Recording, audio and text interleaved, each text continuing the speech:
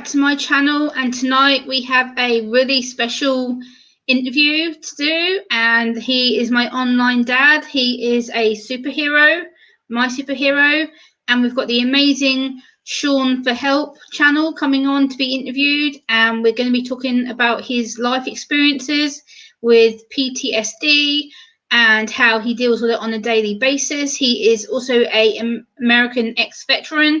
He worked in the military, and he's actually here right now in the backstage. I'm now going to add him to the stream. So here is my dad, my wonderful, amazing hero over here. And we're going to learn some extraordinary things. I'm really excited for this stream, and I think we're going to all learn something. So here is the SEAN4HELP channel. And yeah, I'm going to let him have the floor and kind of explain who he is. And yeah. Well, other than the fact that I'm crazier than a Chinese chicken at times, it's okay. So let's see if I got this set up here. Trying to make sure I have everything taken care of here where I have it, so I can see all the Hey Arthur, good to see you. Chat going on here. All right, so yay. Okay, I know that Gemma's offered up that we'd be talking about the fact that I have PTSD.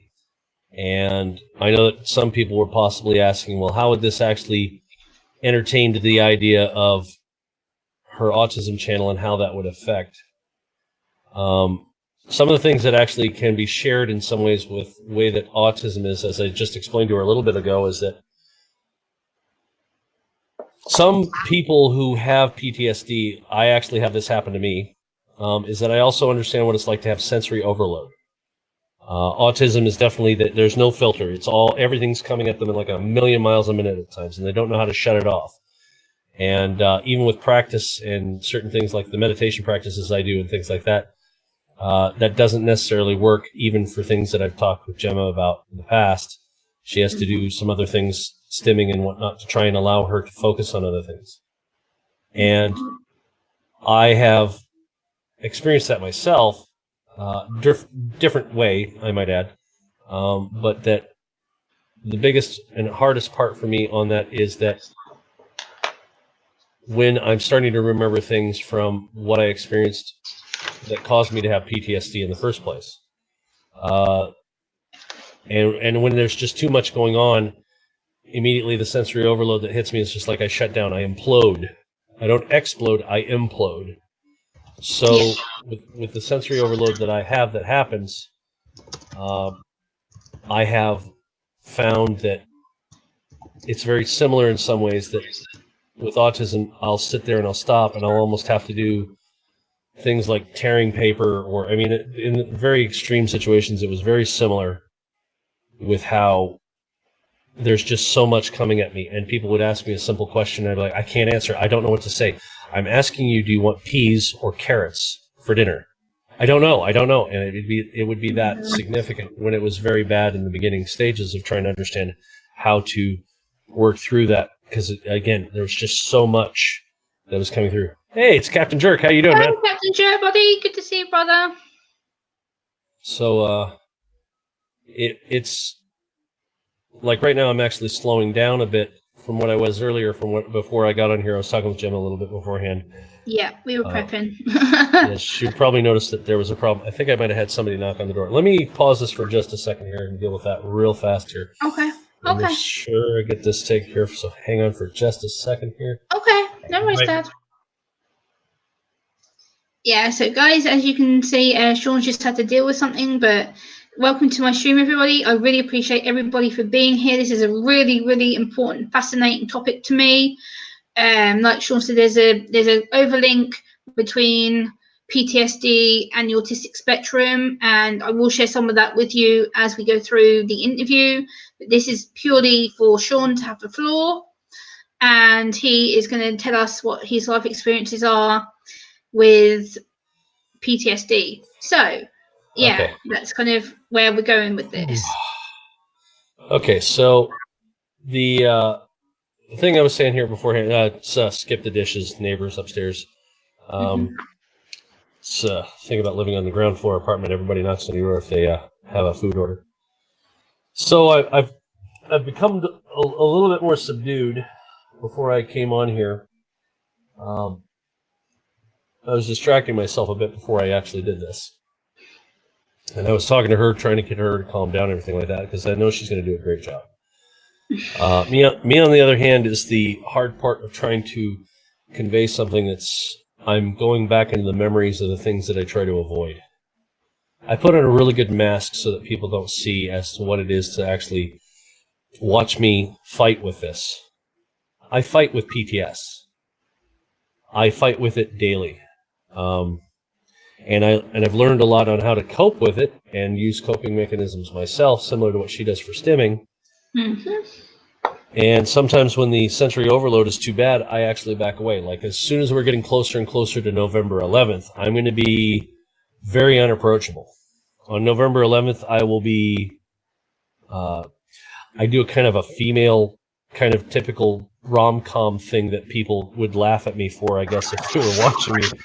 And I guess I could laugh at myself in the same way. Oh, yeah. But it's similar in respects that I would get like a large tub of ice cream, watch some crazy movies, and try and forget the day, because that is a very, very hard day for me to go through. That's why you're going to have me on the phone with you, and I can support you, and we can. I don't know if I can do that day like that. I'm just being honest with you. It's very hard. Even now, I'm getting emotional. Yeah, I know. But what it is that as I've come to understand what PTS is, any kind of post-traumatic stress that people go through is based on a traumatic event that has transpired. Usually, and it's not necessarily, and the thing is that I don't think people understand is that it has ripples that affect people. Mm-hmm. Hey, Barry, how you doing? Hey, Barry. And Nick Mad, how are you? It does affect in ripples. Like the event happens, and then there are other things that kind of it's like a concussive wave after that of things that kind of come with it at times. Because you're either having to relive the event immediately because somebody's trying to talk about it, or there are other events that add to it. And so PTS as an overall is very difficult in the very beginning stages. And I have to say that the one thing that kind of comes up is that people don't understand in the very beginning of when we were actually dealing with this. Now, I was in the service from 90 to 94. And I was in military intelligence. I got to see a lot of stuff that'd probably be very horrifying for the average person to watch. And I tried to bring our boys home. Back then, we didn't have many women serving on the front lines at all. It was mostly just the guys. But if women want to serve on the front lines, well, be my guest. You just ain't gonna like it. More power to you. But we didn't have much help back then. We didn't. Yeah, they called it a lot of things. As George Carlin had said it starts off as shell shock. Yeah. And from there, it went on to several other names, and finally we ended up with post-traumatic stress disorder. Yeah, shell shock, traumatic stress. Yeah, there's all kinds of names. Some other names that I've got in here, yeah. I'm sorry, but I'm going to say it the way that I know, because I'm old military in this one. You can't polish that turd. It sucks.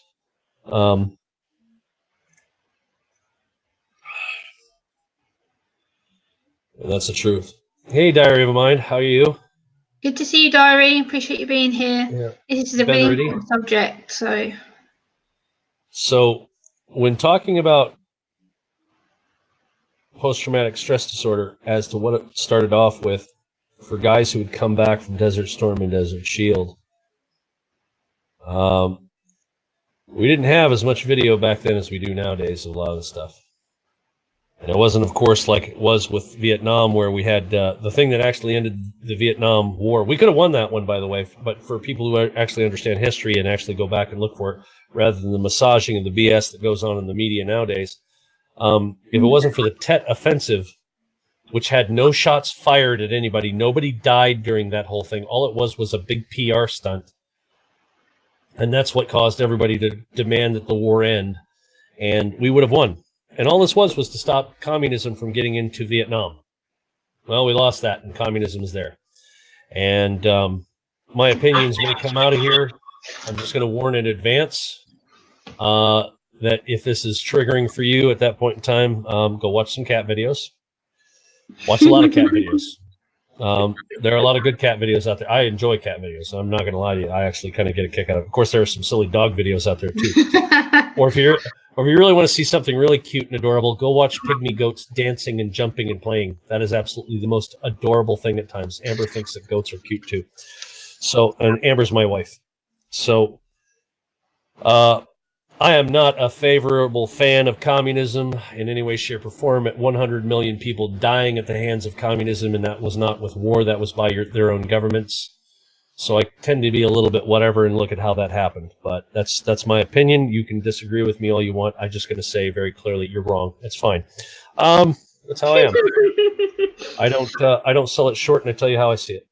Yeah, I know. That's why I love what you do, Dad, because you are honest about it, and like I want people to know that how this affects you, and that's why I'm giving you the floor to pretty much talk this through, because it's an important subject. I don't know that much about it per se, and I've had to learn about it very, very slowly, and I'm still learning about it. So this is, for me, it's a more of an education session, and letting you just talk to me and talk to the viewers and let them understand. Yeah. So I'm walking through this. I'm giving it kind of stress, straight point about the stress that hits me. I'm kind of bobbing. I'm tapping one leg right now just because of the fact that I'm trying to bring forth memories of things so that way we can discuss about it, but in a respectful way, because I love the people in the chat just as much as if they were in my channel too. And Arthur, how you doing, man? I don't want to say that I'm not ignoring anybody there. I don't want to unnecessarily trigger you, Dad. That's not what I'm trying to do. No. Actually, you're not doing that. I'm doing this on purpose to show people in a respectful way as to the fringe stuff, the lighter, the fluffier version of me that has my stress, and the ugly side Amber's seen. And that's cool, Lauren. Yeah, you don't want to see that side that Amber, who I honestly have to say has been a real super trooper about being there for me when I've had my cold sweats, waking up in the middle of the night, blaming myself for all kinds of things, because part of my PTS is survivor's guilt. And that hits me hard. Yeah, I know. We talked about that. That's the worst of it for me. And it is, again, as I said, that back in the beginning stages of when guys would come out of the, Desert Storm, Desert Shield, when I was in, there was very little help for us. They'd throw us on antidepressants, anti-anxieties. There wasn't medical marijuana at the time really very well. It was basically just, here's some Prozac, here's some Zoloft, here's this, here's that. First experience with Wellbutrin that I ended up taking as an antidepressant. I'm going to say right now it didn't do a thing. It didn't even put a dent in how I felt. And I was coming from a very happy young man, blind and indoctrinated by a public school system that pretty much was trying to teach me the ways of how the government and people who were in power at the time, the elites.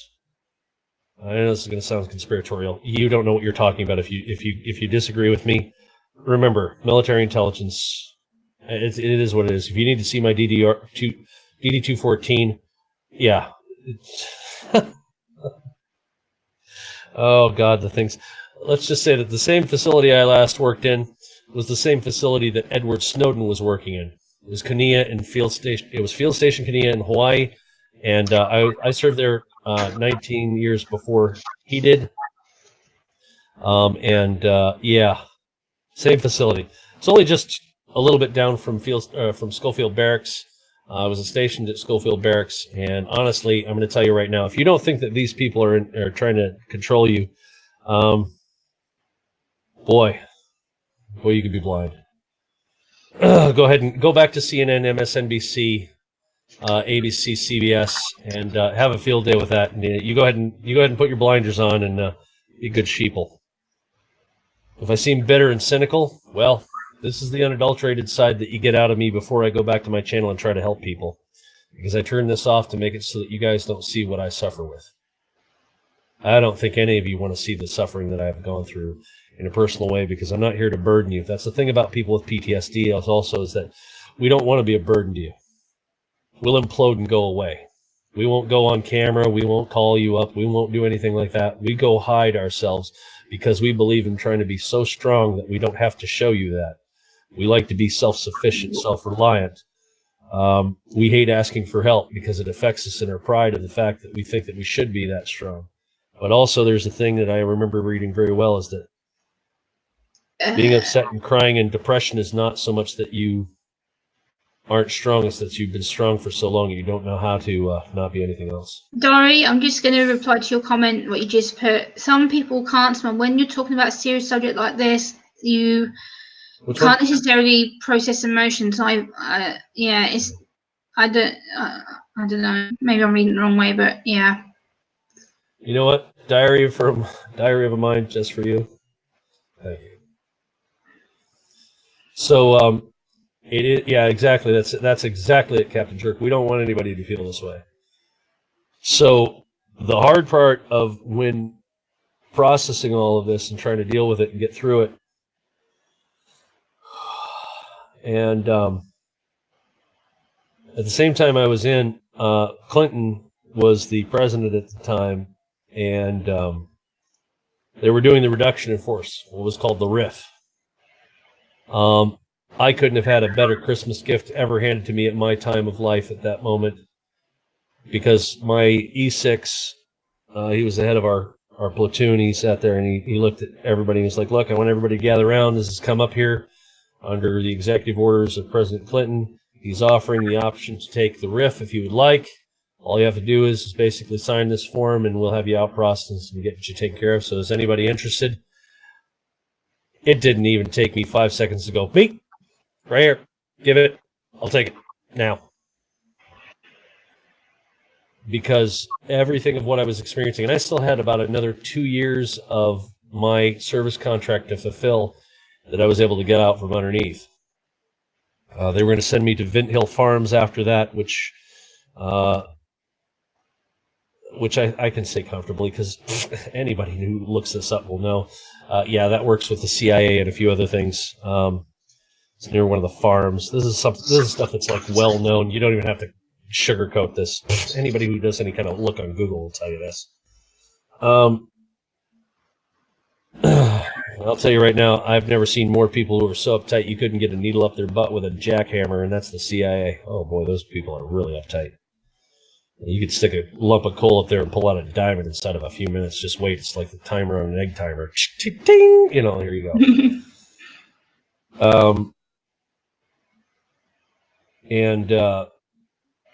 So I was able to get out from underneath it, but it wasn't enough. That my ex-wife didn't understand.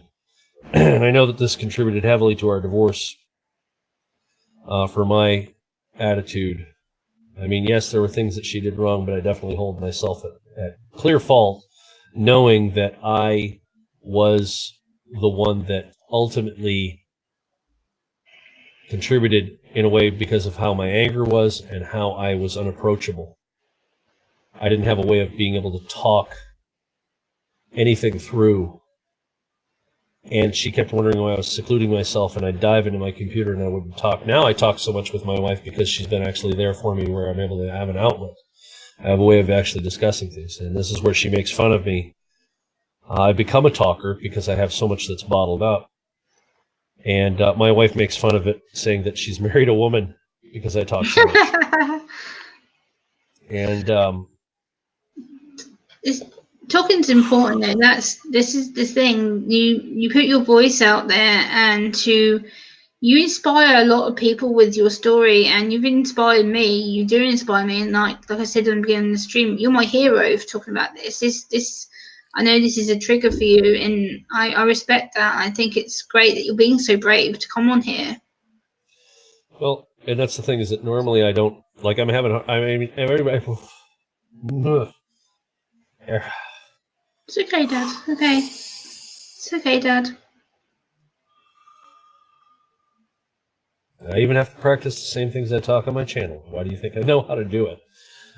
I know, Dad. It's okay. You need to take a break, Dad. It's all good. You need to take a break. Okay. I know. I'm okay. All right. So everybody who's probably watching me is probably seeing that I'm not staring up at the camera like I normally do, and I'm not talking. It's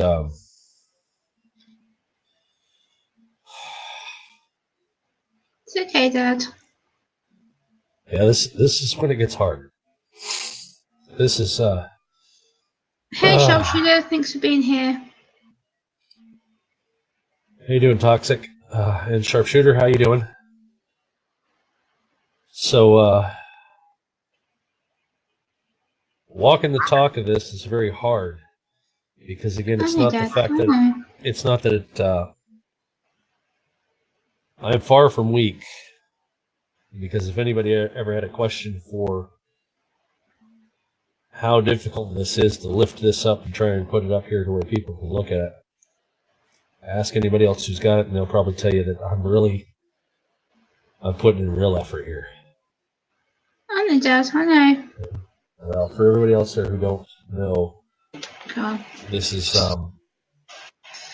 hard for them to understand. And that's okay. It's fine. I feel awful now. I feel like I've upset you. No, it's not you. No, honey, sweetie, seriously, no, this is not you. This is, you weren't there. Okay, I'm going to walk this down, people, so I want you to pay attention. That way even you hear it, Gemma. You weren't there.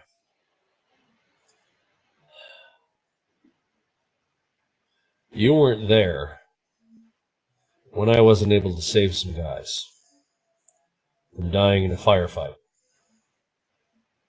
When I was trying to get equipment working, and unfortunately when I was the actual guy who works on it, if you are at that desk, at that position when things are going on, since I was the electronics maintenance guy, you have to know how to use the equipment that you're actually repairing. And I slid some equipment in and I got stuck behind the desk. So once the mission goes live, they don't have the time to switch anybody out on some things. And I was stuck at the desk. And I had a lieutenant sitting there working with me, and we were doing the best we could. And he was very proud of me for the fact that I was doing everything I could, because I even understood everything about what was to be said, done, call signs, the whole bit. And we weren't able to save him. You weren't there for that. That's not your fault. I know. You weren't there. You weren't there for the time that.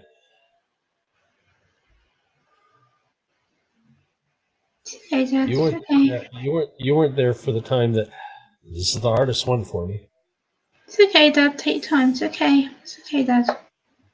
You weren't there for the one to where I had to fix a piece of equipment that actually was directly related to something that was necessary to keep guys alive. And if it wasn't fixed, they would die because of the equipment not working right. And then I failed to repair it in time. Now, was it my fault? No, it wasn't your fault, Dad. No, it was not. But I still have survivor's guilt when I can remember. It's okay, Dad. It's okay. I get it. It's okay. Well, it's better to talk it through. Everybody that's out there who has this knows exactly why I'm doing what I'm doing. If you don't talk it through, if you don't speak it out, you're going to hold on to it, and it's going to get worse because you'll implode with it if you don't get it out of you. And it gets better and easier every time. It just takes a lot. But you weren't there for that. You weren't there for that point where it was that I heard the only guy who could actually talk back on the radio, who asked for everybody to tell his wife and 3 kids. His wife's name is Lynn. I remember that clearly like it was yesterday. To tell them that he loved them.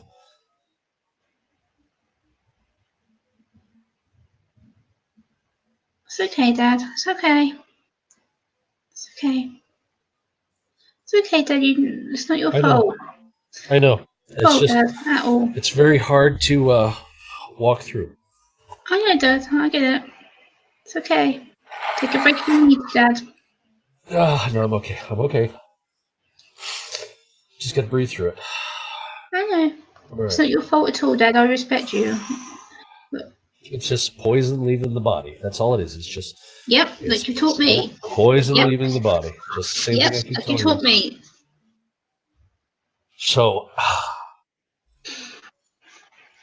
when I have my worst sensory overloads is when there are certain things that are going on that people are asking a lot of me at the time when I'm trying to get something done and I can't get it done because I'm trying to concentrate it so hard and I just don't have the answer. And then other things he's okay. Yeah, I'll be all right. I'll be okay. I will be. I'm trying to make sure I pronounce that Niall. I don't know if that's correctly pronounced or not. I think it's Niall. I think. Niall. Yeah. I apologize if I said it wrong. And thank you, Toxic, for the prayers. I appreciate that. And yeah, I appreciate that a lot. I do. I do very much.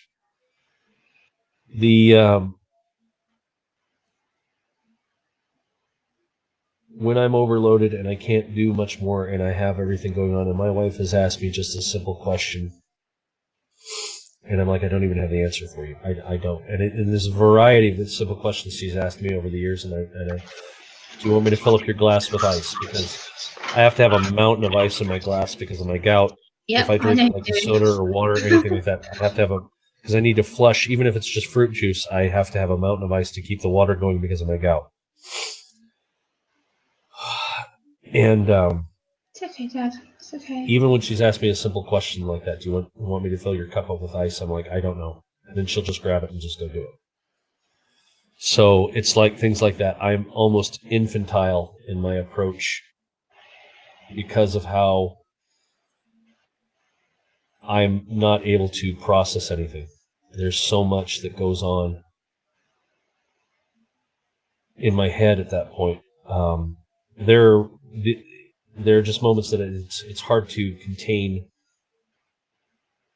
this inside of just one specific way of trying to explain it, because there have been multiple times I've had like different memories cause me to have different ways of approaching it. And this is what makes it even harder, is that when you're trying to use a coping mechanism that's familiar with you and you feel comfortable with it, and all of a sudden I'm having to change the way that I've had to look at things,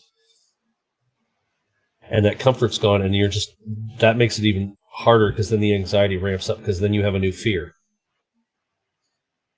And that's a very hard thing to actually work with on top of everything else, because you're afraid that you're going to do so, you're going to lose complete control, and you're going to fall apart and not be able to recover from it. Yep, that's how I was feeling about 2 hours ago. Yeah, and actually, Barry, that's kind of smart. Yeah, like sometimes when you think about it, you're angry, then one time you're sad because you think of the outcomes, and there are various things that happen with that.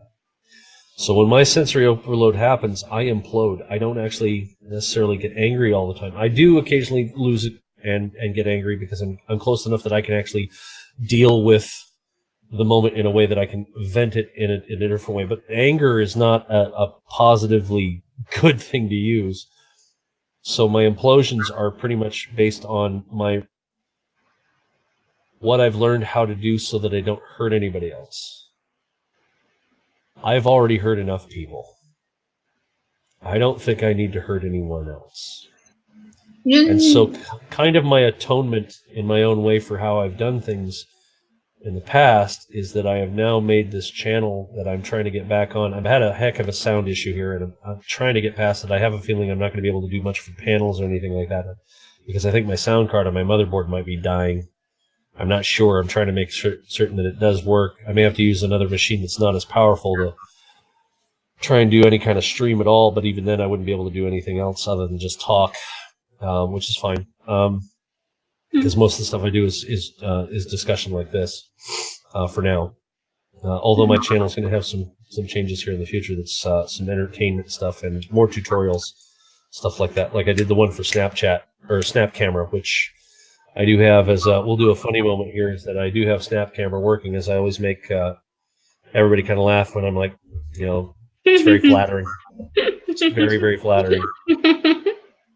I mean, it takes 10 pounds off my face like that, and it looks chubby. But, you know, hey. So I actually I did a tutorial as to how you're supposed to set up Snap Camera on my channel, and I've got other ones that are going to be for OBS, StreamYard's OBS, all the different little plugins, and making it so that there's more, and I'll be monetizing those, but anything that has to deal with any kind of ways of dealing with meditation, breathing exercises, trying to make it so that if you are suffering with some kind of mental issue, that if any of these helped in any way, shape, or form before you could, if you needed to, because I don't know what your issues may be, but if you needed to get to a professional, some of these might help you before you get there. And that way you can make it and then get where you may need to be. And maybe not even a professional, maybe you just need to talk to a priest or your pastor, your minister, whomever. Maybe you need to talk to your spouse, girlfriend, boyfriend, whomever, family members. Wherever you got to go that gets you right. I've called on a few friends of mine in the past that I served with, as well as some other military members, and sat with them and just kind of tried to talk through it. And the problem is that I have one unique circumstance and situation. Not that it makes me special, it makes it harder for me to actually try to do this, is that nobody I can talk to has a clearance high enough. I want you to think about that. Nobody has a clearance to the level of what I had, because my clearance level was 3 levels higher than the President of the United States. Because there are levels. So if you want to think about, the president has top secret, but he has plausible deniability, so he doesn't know a lot of things. So if he ever got captured, he couldn't give up secrets. So there are things that even he doesn't know.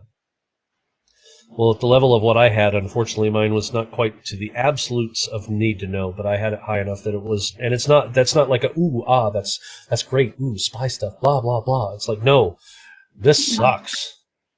Yeah. You have no idea the burden I wear, the garbage that I continually carry in my head every single day. And this is now, what, let's see here, I was out in 94, so what is this, 25 years later? Yeah, my math is rubbish. I still can't breathe from it. I still can't breathe from it. There are things I regret in ways that I wish I could take back and not even remember at all.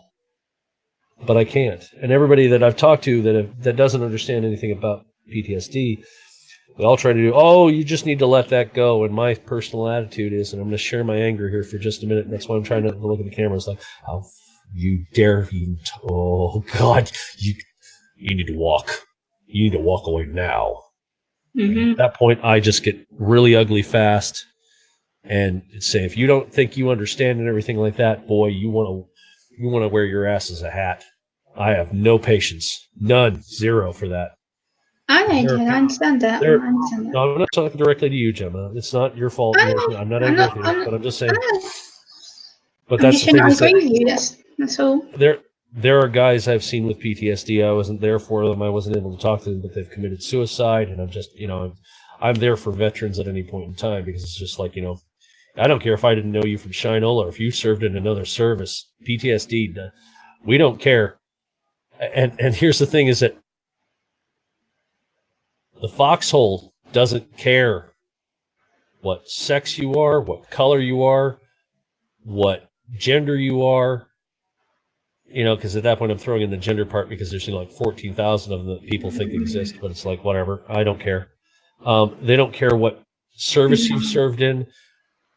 We know what it's like to have to face that. And yeah. Lori, no, that's a great idea, Lori. I'd honestly say that would be great. But the point is, it's not about forgetting it. It's about talking it through to get it out. Yeah, that's what I was about to say. Yeah, you can't ignore it. I'm going to say this much. I went through it in a way that I actually can say now is that I'm glad that I did it so that other people didn't have to suffer it. Because here's the question. Would you want your own son and daughter to have to suffer what I did? Or are you kind of glad the fact that I did it and I'm actually brave enough to sit there and work through it? I didn't take my life. I didn't do anything. Have I thought about it in the past when I was younger? Oh, yes. But I burned through that and I made it here. And now I'm helping other people. Yeah. And now I'm using this as a positive force to sit there and say that there are fixes for this. There are ways to cope with this. There are ways to deal. Does that mean I am carrying this burden for the rest of my life? Yes. But now you don't have to deal with it. This is why I feel strongly about supporting veterans. It's not because of the fact that we necessarily agree with our leaders do. Because if I honestly had to sit there and smile at you, because I'm actually past the point of worrying about being Epstein. I really am. I don't care. There were some messes that were cleaned up over there in Hawaii when I served there in Kenya that I'll just say that when Clinton flew through, yeah, we're just going to leave it at that.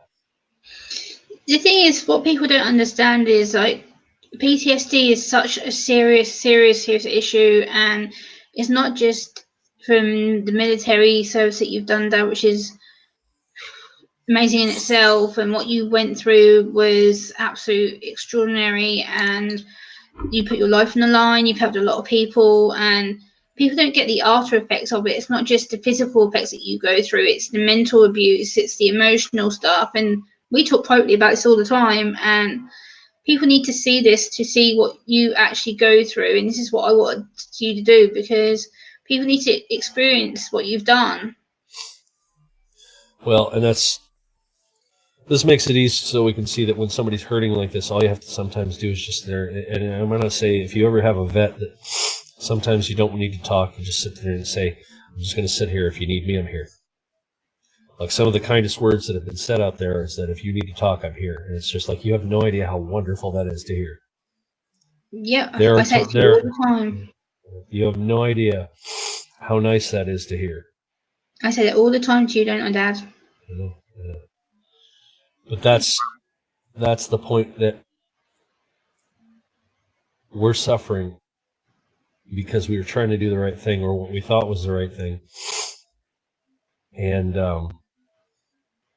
yeah, I get a little edgy. But for those who aren't in the military who suffer with PTSD, and it could be some traumatic event, it could be just some abuses, domestic abuse. It could be, all the various things in between. I mean, you can take the colors of that and just throw it to what it is. Believe it or not, I actually started understanding very clearly how it is that I've had to kind of explain that there are some, like for some parents, they actually end up having a form of PTSD, maybe not as dramatic or tragic as myself or other members that have had it way worse than myself, that their children are so problematic and so destructive that they gain their own form of PTSD, and they become very gun shy, as the term I'll use loosely, about having kids around them, because of, as soon as the child started acting up in any way, shape, or form, they tend to move away from wherever it is because they can't handle it. And I've learned that actually recently. I was kind of looking up some articles on things because I have a guy that I'm actually talking to right now that has a problem with PTSD. He's a veteran, and nobody that anybody knows on the channel here. Is just somebody that I met through a mutual friend. And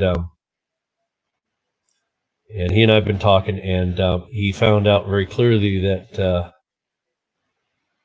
his circumstance is pretty difficult to deal with. I'll just say that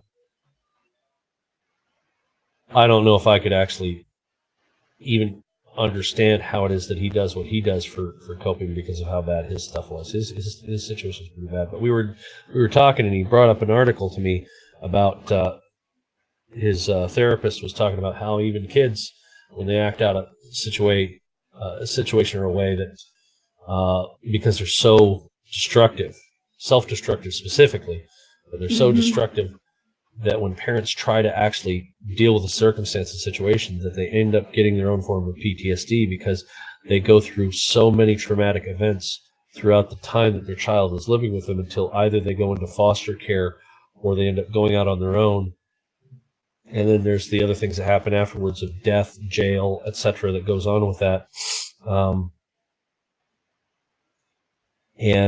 was looking this up, and the thing is that I was trying to figure out for my wife why she has such issues with not only her hormones, because she's all over the place. She's going through menopause. So for those women who know what that's about, that cocktail of hormonal makes it very difficult. And then she has hypothyroidism, so her thyroid's off, so those hormones are out of whack. But for the most part, when we started getting her under wraps, she was fine.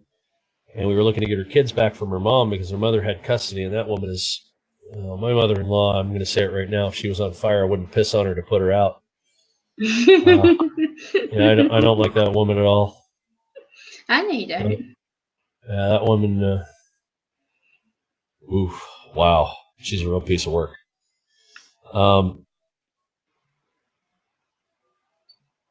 It's that as soon as we started looking at getting her kids, then a lot of things started going downhill. And she was much more difficult to want to do anything. We'd go out to movies or this or that beforehand, and we were a great couple, and we still are. In fact, I think we're very strong, which is wonderful because I love the death out of her. I just can't say enough good about her at times. And that's the thing, is that with how she's dealing with certain things, I keep wondering if she has a form of that or not. Is that I've tried to think that through, and because I'm not a psychiatrist, I'm not a psychologist or anything like that. I can only basically go off of my own experiences and what I've seen, and this is a new thing to me, even that. But this guy that I'm talking to said that it's very likely that she has some. We can all anybody who has PTSD can see the telltale signs that something's not right, and there might be something there, but it's a different type. So it doesn't line up for vets because we understand war. Like I've been shot at.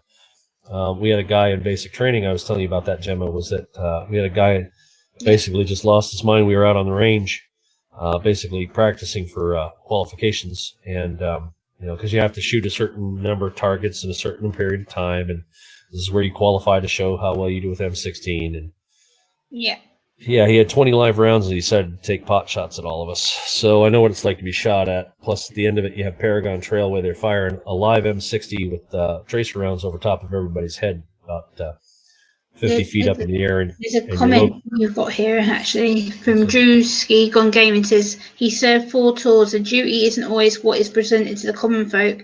It's hard to deal with what can't be undone. That's very true. That's very, very true. And to undo it, unfortunately, does take a lot of talk. It does take a lot of being able to get things out of you. That's why I have no problem discussing this. It's just that I'm shutting it down a bit here. As you can see, I'm just kind of dealing with it in my own way. But I have a hard time looking at the camera because... You don't need to put the camera down. It's fine. No, I know. But how I'm looking down, I'm trying to talk through it again. It's a matter that where normally I'm very open when I'm on my channel and I talk to people and I look at the camera and I try and get things out, and I'm very, very welcoming, and I still am. Even now I'm very welcoming. It's almost the feeling of being ashamed, but it's not even that. It's more than that. It's something that I can't even hardly describe. The feeling is just, it's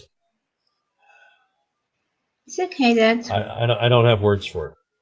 Okay. Every time, in the beginning phases of once I started to see what it was, and I was starting to talk to counselors about it, even they were having a hard time trying to understand what it was I was feeling, and so. This is the part of PTSD that's hard for anybody. Like, I've researched here and I've got some notes just to kind of keep myself on track with it. And what people don't know is the symptoms of PTSD is to shut off emotions.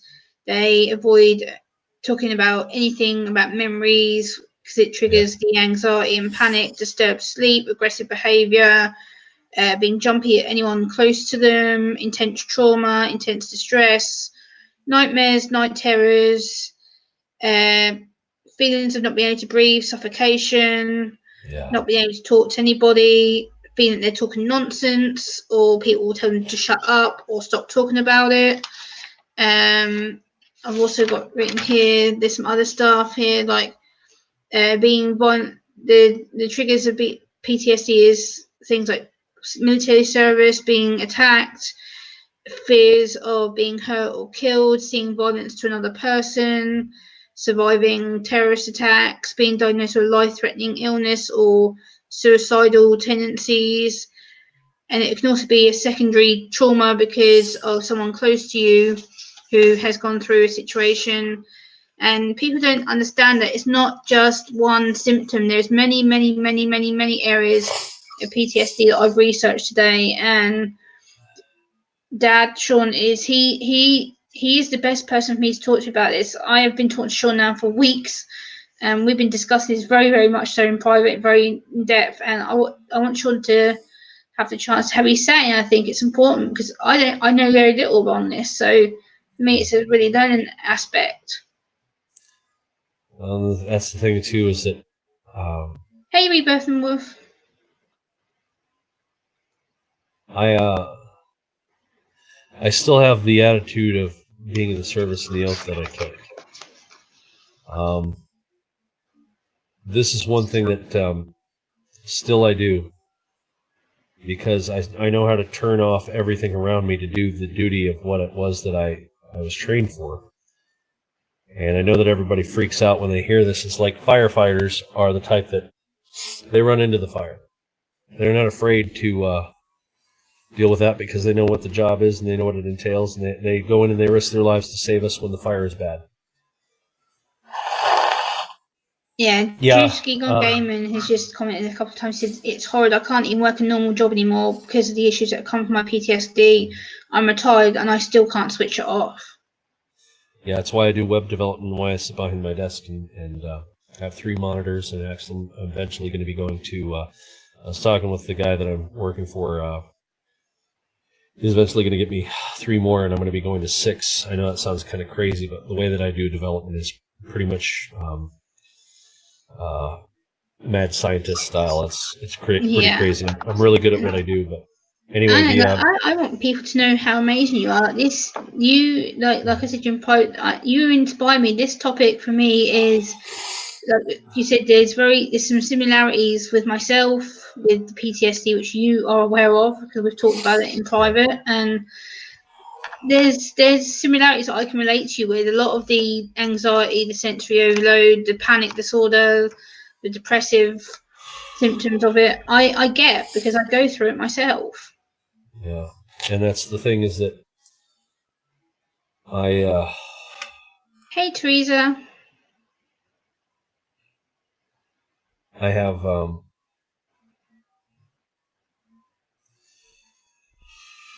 moments where it's difficult for me to do jobs because I have to engage with people that can sometimes be difficult. And Dad, but you inspire me. You're here to tell your story, and that's what I want you. Oh yeah, no, that's fine. Yeah, that's fine. We're doing it. We're good. I know. It's just like he said, though. It's like it's very difficult to work certain jobs. I actually found that, and if it wasn't for the fact that I have a problem with my back, it's fine. It's whatever. It's just age.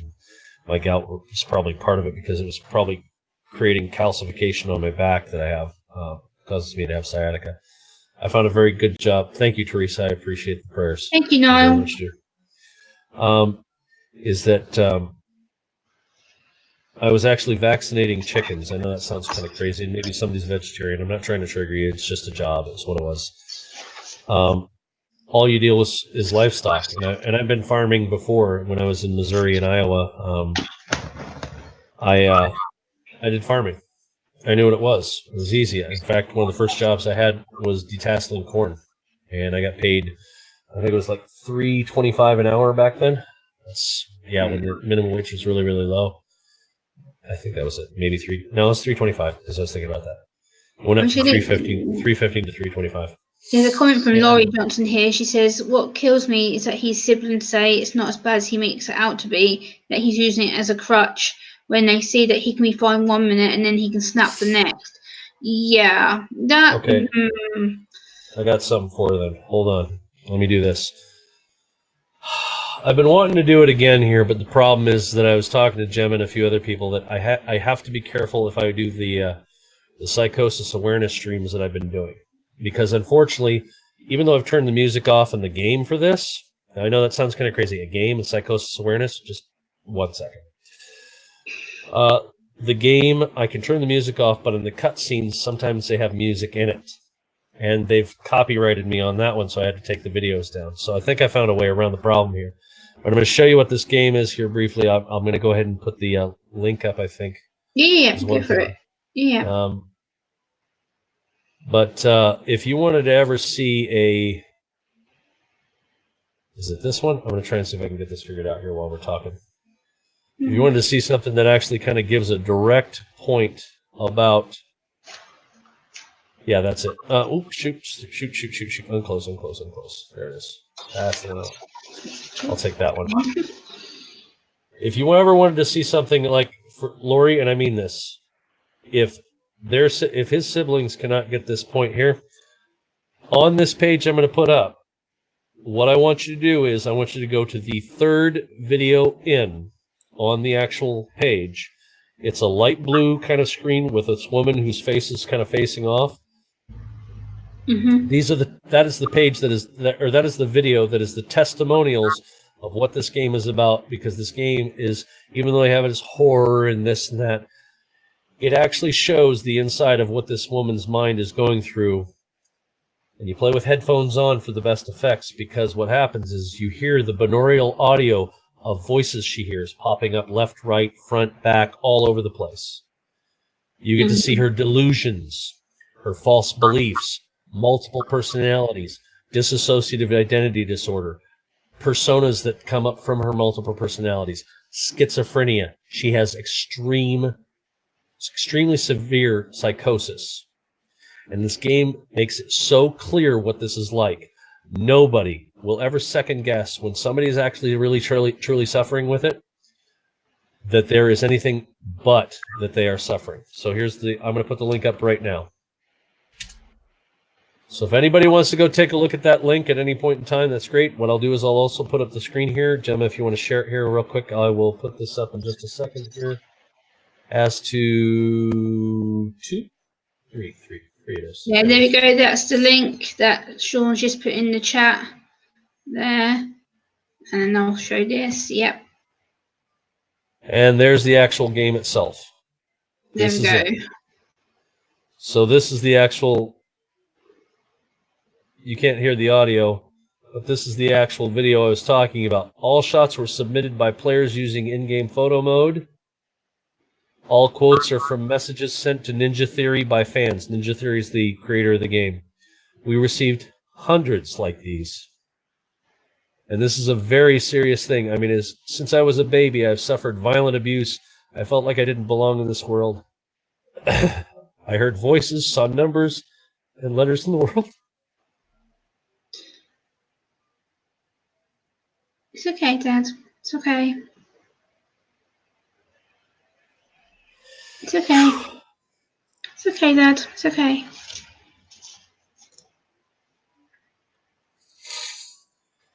But that's the one right there. Your game made me cry because it showed it was possible to understand me. It's okay, Dad. It's okay. And I can't do it right now because, I gotta wait. It's fine. I'm okay with that. That's not the problem. It's that when I hear that he's suffering and nobody's believing him and he's having so many issues and outbursts, how much evidence do we need to actually look at the fact that maybe there might be something really going on?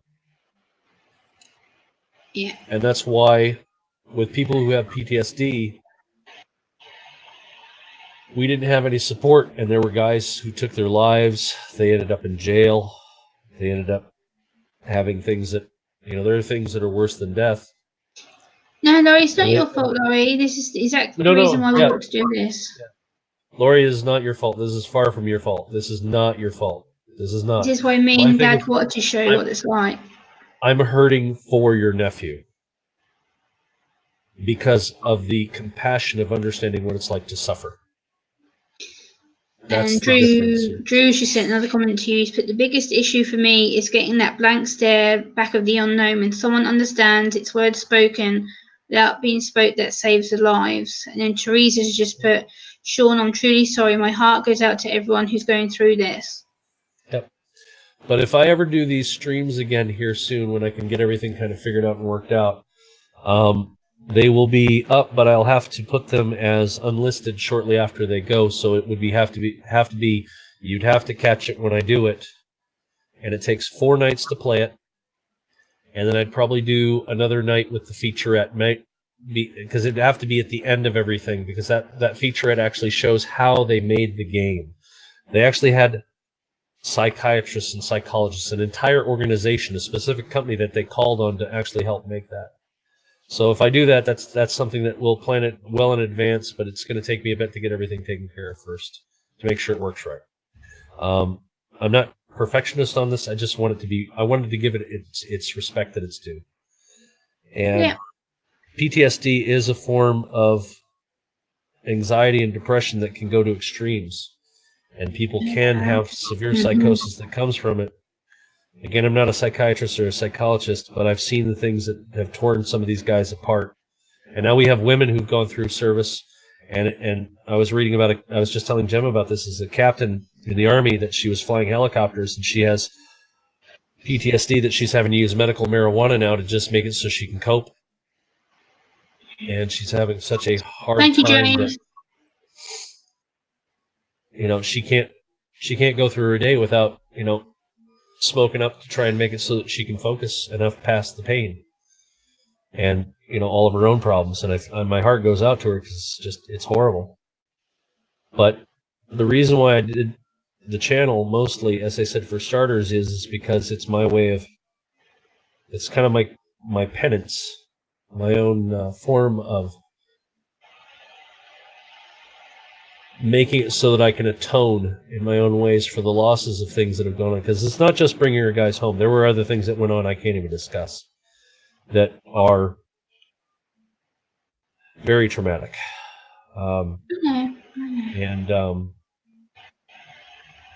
Just because my guys didn't come home didn't mean theirs did either. And we'll leave the they out of this.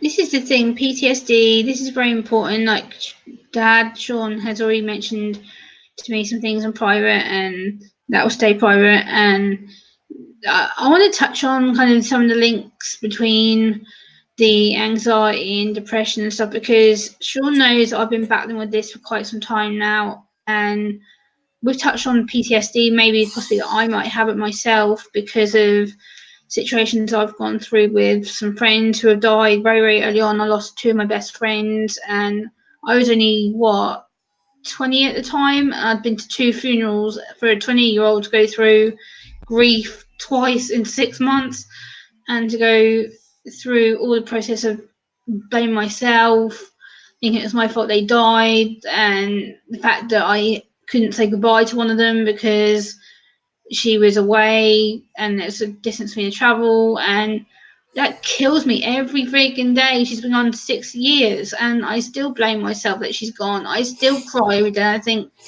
I wish I could bring her back. I wish I could give her one more hug to tell her how sorry I was for not being there for her, and it kills me every day. I carry that in my head, knowing that the fact that she never got to see me say goodbye. I never got to put her to rest in my head. I had to wait till the funeral and look at a wooden box that haunts me every day. I miss her terribly. I miss my other friend too, who had PTSD and depression and was also autistic and killed himself. Fuck me, I blame myself. I do. Because that day, oh God. I understand. Well, it's like, yeah. I see that I left up on my featured list the thing about psychosis awareness. I need to change that. Unfortunately, I'm horrible about doing some of that because I have so much that's busy right lately.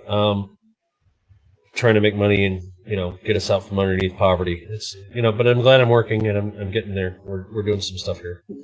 Um, This is the point. It's not we're not trying to make it difficult, but it's a difficult topic, and me and Sean have a lot of similarities with a lot of stuff that we go through, and I want to just make it known that it's very difficult. I know my form of PTSD. If I do get diagnosed with it, which I'm trying to get help with right now, and it's difficult because Sean has more severe forms than me. He has a different experience of why he has it, and but there's so much. Me and Sean have so much similarities. It's not even funny. by the way, if anybody needs it out there, if you know anybody, I did make a small list. I'm going to be adding to it bit by bit. I actually made a playlist of music for people that if you have anybody that's contemplating suicide or you know anybody who wants to just kind of talk or whatnot, you're more than welcome to it. As I said, I'm going to be making a bigger list, but this is my suicide prevention based set of songs to talk them through. You know, it's just like, hey, you know, this is what this is, and saying that I understand you're not alone kind of thing. And for me to put that up is a lot of the things that were in there were thoughts I had myself.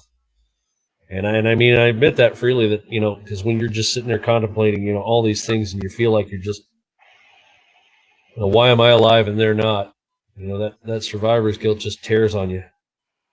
Yeah, but at the same time, Dad, you're here helping immense a lot of people. You're helping military people. You are helping people like myself who have military family, Yeah. and I'm proud to have military family because I understand it. I understand the sacrifices you guys made, and I will. That will go with me for the rest of my life.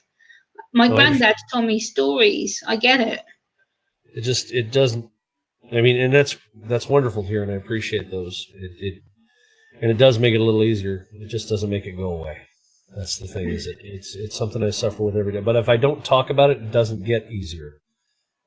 So where I'm kind of putting my guard down now and just I'm sharing it freely and openly like this on my channel, I try to focus on the positive. It's like I don't Yeah, care if you're suffering or not out there. If you come to my channel when I'm live streaming, I will be as gentle as kittens to you. I will not be anything but the most kindest, warmest, heartfelt person that you could possibly find. Because I would worry about you, because I know what it's like to suffer, as I said. It doesn't matter. See, the thing is that everybody's happiness is different. You know, what makes you happy? This, that, or the other. But everybody can understand what suffering is. Everybody can understand what loss is. Everybody can understand those absolute hollow, empty feelings of just despair are. And I want to make it so that when you come there, it's about the idea that you can take the matter that's on your chest, and if you just need to talk, well, we can hear you out. And at that point in time, then I'm going to sit there and shower you with all the good things, just like you're trying to do for me, and I appreciate it. And everybody in the chat who's said some wonderful things out there, thank you very much. It does help. It's the same thing with me. yeah. We try to do the best we can and keep moving. And thank you very much there, Teresa. I do appreciate Thank that. you, Teresa. It's where I keep repeating Callahan's law. Callahan's law is a sorrow shared is lessened.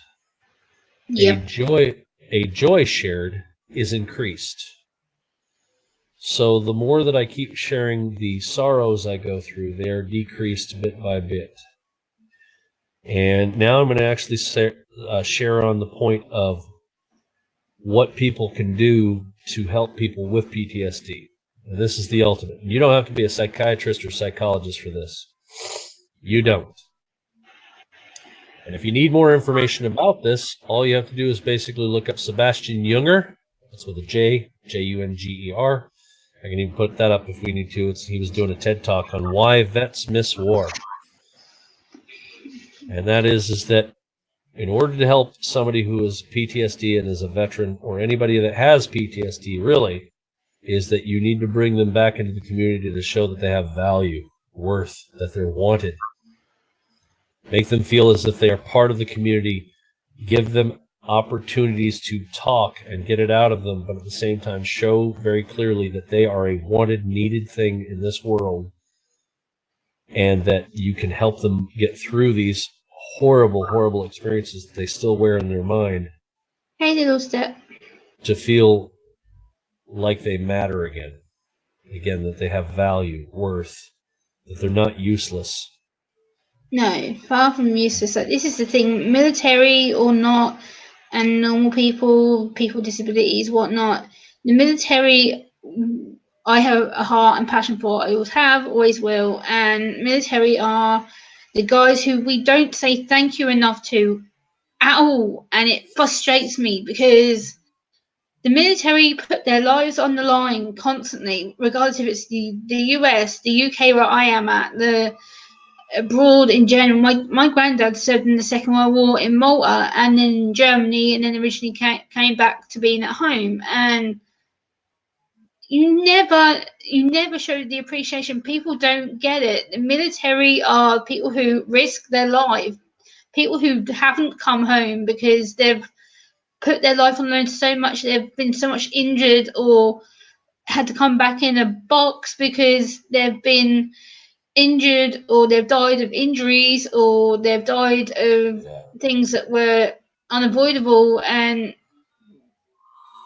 to me, that's something that upsets me because I am extremely thankful for the military. I am. I know my country's protected, and I know it's protected via the US, the UK, elsewhere, and I am passionate about that, and it's something that I always will be. I don't say thank you enough to them. I know I don't, and having you been on here reminds me of that.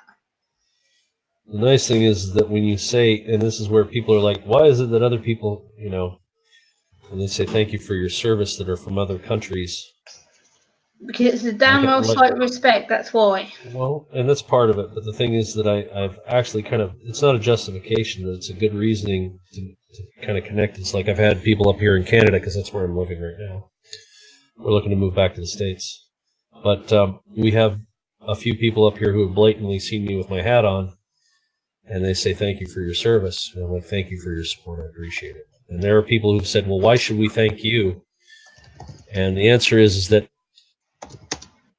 do you not think, as Canada is an allied country with the U.S., that we didn't help protect you? So it's understandable when other people that say thank you for your service and they're allies of the U.S., and we've done what we can to protect them from tyranny, stupidity of people who, again, I'm going to say it straight up, I'm not a fan of communism or socialism. I'm not, because I've seen what it can actually do in destruction. I've seen the truth of it. I've met people directly from Russia who have sat there and told me stories that I can directly relate very clearly this information back to anybody who asks. You have no idea what you're asking for if you want communism. You have no idea what it is you think you want when you say socialism. Because here's another thing. People don't understand. I've studied the Communist Manifesto. And Karl Marx actually used socialism and communism interchangeably. They're the same thing there. So this is a comment from Teresa. She says, military doesn't take care of our vets like they should. I'm truly sorry for that. Breaks my heart. My dad, may he rest in peace. He was in the Vietnam War.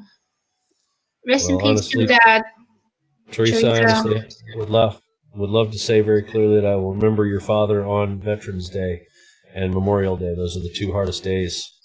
And I've just dropped Sean's PayPal link. Guys, if you feel led to please donate a little bit, every little penny helps. Please consider dropping Sean a donation. It would really mean the world to me. Today is his PayPal link there. You don't have to, but thank you very much. I do appreciate it if you do. Yeah, those 2 days are the hard ones for me, is Veterans Day and Memorial Day. And Veterans Day actually used to be called Armistice Day. Yeah, we call it that still. Yeah. And that's the thing, is that actually that was 11/11 was a big deal for that. So there's another comment here. By the way, I honestly have to say, Little Step Noel says, my husband was on the ground army in Vietnam. I know too well about PTSD, and VA will not help him. He's too proud to go and get help. Yeah, that's the thing. Is that, yeah, I feel for you on your husband there, and I understand exactly what it is. We have that. It's because he's imploding, and I do it myself. If you ever get a chance to talk to my Amber, if she ever jumps up on panel and you ever get to ask her yourself, she'll tell you very clearly that I did invite her to jump up. Yeah, no, she's back in the back. It's okay. She does what she does. She Yeah, has her I own know. issues, but I love her all the same. Regardless, I wouldn't trade. I wouldn't trade her for the world. Um, I know. but she'll even tell you though that when I implode, I'm not unapproachable, but I'm just very much I back away. I I'd know. say I kind of respect that, tuck Dad. I know. away. So you're getting the rawer side of me that doesn't have all the polish and wonderment. I tend to because there are times I can put on a great attitude and like I'm trying to reach through to find that because I do have that. I'm sure all of you can probably hear a little bit of it coming through me. It's very subdued. That's my radio personality voice that is there. I mean, it's not impossible for me to try. It's okay, You're Dad. listening and watching to Gemma's Journey Grace right now. And at this moment in time, you've got some crazy guy sitting there with an Army veteran's hat on her channel, trying to explain what PTSD is. Whether or not he's going to be able to get the needle out of his own butthole that he's got stuck up there from a jackhammer is another question altogether. Oh. So, He's very good at distracting certain topics at hand, and yeah, he does that to self-distract me, like all the time if I'm panicking or like when I rang my phone, I'm like, oh my god, help! He's like, Gemma, I'm like, okay, it's good. I'm calm. I'm rational. I'm calming down, and I'm like, and so I'm thinking, oh my god, but yeah, he's very good at getting the good side of me out. And like Sean said, like he wants me to touch on some stuff, and I'm gonna be really, really candid with you guys. Like Sean knows I'm struggling like hell right now, and he knows that I've gone through some really, really difficult crap recently, and it's my anxiety, my depressive things are hitting the roof, shall we say, and I'm on 3 sets of medication, and it's took me probably a good couple of weeks to get back down to level to do this, and I'm really right now I'm anxious. Right now I'm screaming at the bit because I feel like my depression is trying to take hold of me, and I want Sean to have the best interview he's had, and I want Sean to understand this is something that is difficult for me. This is something that I'm learning. This is a learning curve for me, and it's not easy. But I'm pushing a lot of my symptoms down because I want Sean to be understood, and I want Sean to be respected. And I know a lot of the chat have been very, very respectful. Thank you, thank you, thank you for being that way. That's awesome. And it's hard. And yeah, I respect my dad a lot. I respect what he does. I respect what he stands for. And it's not an easy thing. I don't pour out my emotions. I don't. And right now you're seeing it. yeah, and that is appreciated. So, at this point, with everything I've kind of shared, again, I normally am very fidgety because Thank you, I have Sharpshooters, all for dropping the PayPal link. I appreciate that. I have a lot of I have a lot of thoughts that are going through my head, so I'm trying to slow it down here a bit. I'm practicing everything of what I know that I help other veterans with when it comes time to coping mechanisms. Moderators, take the troll out, please. That's an inappropriate comment. I don't want him on here. Get rid of it. That's a troll. He came in the other day. He was Oh, winding me well, up. It's a troll. that's fine. I wasn't sure.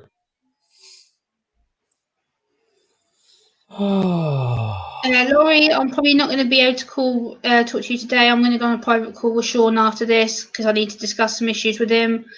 So it'll probably be later on today. Laurie, I'll message you. I'm in contact with your messenger, so I'll message you.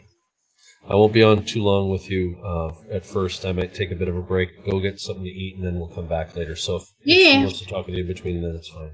I don't want to take up too much time. Thank you, Sharpshooter. I appreciate that. Thank you very much for your support. Believe it or not, the first time I was actually thanked for my service was a letter from the VA, and that was in 2004. It was the first time that I'd ever received anything like that. So that had been easily 10 years after the fact. Before that, and even still to this day, and even worse so up here, because it's very socialist in its approach, which I can't stand this up here. I'm going freaking nuts. I have been called a baby killer to my face. So. What? Oh yeah. No, it's happened. It's fine. That's not remember my what promise blood boil. Gemma? Oh. No, Gemma. Remember what I said. See, I can handle that a lot easier than the things I remember. Okay, so here's what it is. Sorry. Same kind of coping mechanism here. Remember Sorry. what I No. This is good because you're actually learning the same thing I kept teaching you. It's the same thing. It's all right. No difference. Their perception has nothing to do with me. Because when they feel that they want to act like that, they're doing it because they're already hurting. They don't understand. Because they're hurting, I have enough compassion to sit there and go, well, okay, that's how you feel. I'm sorry that you feel that way. That's not what I'm about. I was actually out to try and protect people and stop things like that from happening. So I'm sorry that you feel that way, but there's nothing I can do to help you if that's what you're going to do. I have even been told as I was wearing my hat and I was walking around, I said hello to a guy, and immediately he turned to me and said, F you, and just kept walking. And you know what? I honestly had to laugh and say, well, you have a good day. That doesn't bother me. But actually being thanked for the first time, actually having somebody say thank you for the first time really, really felt good. It was nice to hear it because... Hey, Laura. And it was even worse for my dad because after Vietnam, he got spit on, called a baby killer. So then there's even worse things than that he was called. But that was the thing, is that I don't take that to heart anymore. It's just like I've told people, you can call me everything but a child of God, and I'm going to look at you and go, well, that's colorful. I'm glad you know how to use words. Now let's see. That's made my blood boil. Oh my God. No, not at all. Because you got to remember, see, I have fun with stuff like that. Oh, okay, so you're going to call me this name, this name, this name. Okay, fantastic. Well, have you thought about adding this on it and maybe this one? And because my ex-wife has actually told me this, and this, but also it was this other colorful one that I actually would say that actually kind of fits because I am an a-hole. You can, you might want to throw Mr. on it that way because I'm actually kind of capital in that way. I have no problem with being called names. In fact, I actually find it funny because I'm looking at it like, so you're telling me that you lost the argument and you're going to use names? Is that it? Wow. Okay, wait, let's have some fun with this. Let me see if I can really poke the bear. Get you really upset to sit there and call me all kinds of names because it's not going to bother me. It really isn't. Sticks and stones are still relevant today because words will never hurt me unless I consent to it and say that, yes, it's true.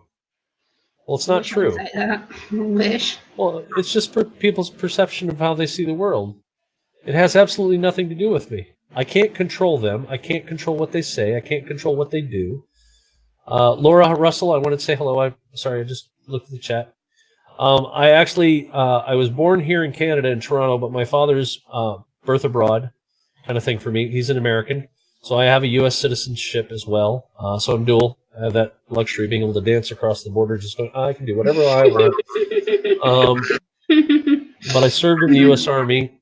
I feel very American. Let me just say it that way. Because I am very understanding. I sound like one of the founding fathers of the U.S. when it comes down to constitutional law and how the Declaration of Independence is and what that was supposed to mean. And I realize that every country has its horrible... Thank you, Laura. That is a very kind thing for you to say. I do appreciate that. And I feel that when I actually understand what those words were to mean, it means for everybody that is alive when it says that we have unalienable rights when it comes down to, if you are a citizen of the United States, you have every right to look at the idea that you were in a group of people that you didn't have to be born there. If you naturalize into it, it's because you chose to be this way. You chose to love people for who they are and see that they have the equal rights that they are as well. it is a very sincere thing that I have. I mean, it's like I understand very clearly that Thank you, where Laura. where your rights actually come from in the States is not the Constitution. So it is something, just kind of a thing I talk about. I became a paralegal because I was trying to protect a business of mine from some horrible things, and I'd lost my butt in my divorce with my ex-wife, so that really kind of gave me that. So I learned how to become a paralegal for my own business.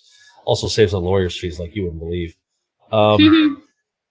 And I graduated the course with distinction. I only missed 9 questions out of 600, and my written was flawless. I had to write up a brief, and there was no marks bad against it at all. That's okay, Laura. Just even saying the nice words you say are more than enough for me to feel wonderful for. Thank you so much for that, actually. Me too, That Laura. means That's appreciated. a lot. And I mean that sincerely. It does. Those things mean a lot because it allows me to keep going within myself, to be more of a... I want to be a better man every day. And I want to be more of a success to myself. And words like that help amplify that. Those affirmations are what guys like myself really crave. Those are the things we really need to hear. Yeah. And it's appreciated. Thank you very much. So Thank you, Laura. if anybody asks about, things like, oh, I have constitutional rights. Well, how does that affect? No, you don't have constitutional rights. You have natural rights. Your rights actually come from the Declaration of Independence. The Constitution merely protects your rights from the government, because the Constitution is what is there to leash the government by its delegated powers that come from the people. If you actually wanted me to drag up the case laws, that when we kicked King George out of the United States at the time, we were vested with the same rights as he had, and so therefore we are kings and queens walking upon the land in a form of almost shared sovereignty. But really it's individualistic, it very much is. And so therefore we as a people agreed and created states, which they in themselves are actual countries. Mm-hmm. So the state of Virginia, when you actually look at some older films, it was Gods and Generals was the movie. Robert Duvall was playing Stonewall Jack, or no, it wasn't that. He was playing Robert E. Lee, excuse me. And he said, I am Robert E. Lee from the Virginia.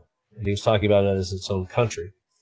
There you go, Dad. Thank you, I appreciate that very much, Teresa. By the way, that's a beautiful picture. I love that. That's nice. I don't know what color blue that is, but I love the color blue, and that is a nice one. I like that. Whatever dress you were wearing, I actually love that. I love those colors of blue. Laura says in the comments, says, I can't lie, I have to speak the truth about people. I don't judge anyone, as I am not perfect. Absolutely. None of us are perfect, Laura, at all. None. I've failed miserably. None of us are perfect. So even though we as the people got together and voted and created these states, we actually delegated part of our rights to create that state. Each state is that way. And so they were enacted in that circumstance. And then what happened is that as we needed a nation, at first we were actually under the Articles of Confederation in 1776. And so therefore, one person, they really are. It seems like a very nice. Thank you very much, Laurie. I really do appreciate that. And that what happened is that in order to create that, the Articles of Confederation had one major problem, is that there was no money in it to keep the nation alive, so that we could actually be able to pay for our national security, which is on the borders of our Navy, which was actually the biggest thing. We're actually not supposed to have a standing army, which is an interesting thing. So every couple of years, every couple of years, Congress has to come together to fund the army again in order for it to stay as it is, which I know a lot of people don't know. But we ended up doing the Constitution, and with the ratification, if you actually read some of the Federalist Papers, if you wanted to warm up to those, I actually get excited, but I'm a geek like that. Then we created the Constitution of the United States, which actually makes it as the founding law of the country. So, again, I can have a field day with all of that and say very clearly as to how all of that formed, if anybody was really wanting to be interested in it. But this is where, again, I am very much American in my heart, because at that point in time, I do believe strongly in free speech. The First Amendment to me is an absolute. And the reason why we have the Second Amendment is because we're supposed to protect ourselves from the tyranny of government. That was why that was there, not because of the fact that I have, a hunting rifle. It is about the idea that you're protecting yourself from tyranny. And it also secures the First Amendment. So that way, because if you cannot speak freely, true oppression is not being not offended. True oppression is not being able to speak at all because of your opinion is different from those that don't like it. And that's the truth. That's true oppression. And if you ever wanted to see that, look at communist China, which is what it's trying to do right now to Hong Kong. Look at how Maoist communism in the very beginning with its cultural revolution did everything. Look at how things were with the Bolsheviks and everything like that when Russia was forming into the Soviet Union, and how all of those people had such a horrible circumstance and situation where lives were lost, gulags were created. I can go down the list, and if you really want me to stick it in there, because I cannot stand Nazi Germany at all at that point in time, the Nazis were a horrible situation with people at that point in time. They started off by taking guns, then they started off on speech, then they started, I mean, I can go down the list. I know my history very well, which is a very, sadly, not very well taught thing. I agree. And it is one of the few comforts that I have, kind of like a warm blanket on a cold day that I get to curl up with. Whenever my PTSD acts up, and if I want to feel like I actually am the beautiful person that I am, I start thinking about those things and being that I know that deep in my heart I'm part of that. And then I volunteered to join the Army because I wanted to protect everybody that I could from things like that. Because as it states very clearly in my oath, that I will protect the Constitution from enemies both foreign and domestic. I treat that oath sincerely to this day. Yes, I was discharged from my service from the military, but I was not discharged from that oath. So that is one of my comforts, as well as trying to help people who suffer as well and give them coping mechanisms. I'm very well practiced in meditation. Gemma's seen that. She's actually experienced some very good things, thank God. Yep. So, yeah, it is breathing techniques, anything that helps you kind of get those really good coping mechanisms to move through the actual incident that may be causing you to have a triggered moment, or it's just been you feel so overwhelmed. Those moments. Laura's just said, can you briefly explain what PTSD is? Sorry. Okay, PTSD, post-traumatic stress disorder, is where you're still feeling the effects of some traumatic event.